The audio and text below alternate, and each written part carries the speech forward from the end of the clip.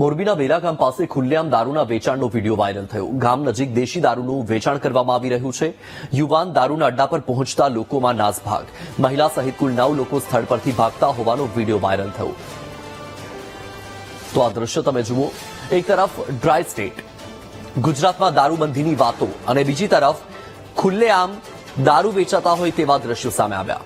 અને આ દ્રશ્યો છે ગુજરાતના જ મોરબીના બેલા ગામ પાસે ખુલ્લેઆમ દારૂના વેચાણનો વિડીયો વાયરલ થયો. ગામ નજીક દેશી દારૂનું વેચાણ કરવામાં આવી રહ્યું હતું. એક યુવાન દારૂના અડ્ડા પર પહોંચી ગયો અને લોકોમાં નાસભાગ મચી.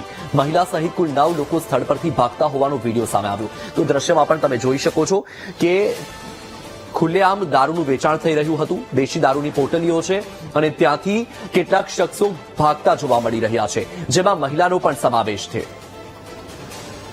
વધુ માહિતી મેળવીશું સંવાદદાતા હરનીશ પાસેથી. હરનીશ, એક તરફ દારૂબંધી છે અને બીજી તરફ મોરબીમાં જ દારૂ વેચાતું હોય ખુલ્લેઆમ અને કેટલાક લોકો ભાગતા પણ જોવા મળ્યા. શું મામલો છે? આ કાર્યવાહી શું? સૌથી વધુ વાત કરીએ તો મોરબી તાલુકાના બેલા ગામ પાસે દેશી દારૂનું વેચાણનો વિડીયો છે. હાલ સોશિયલ મીડિયામાં વાયરલ થયો છે.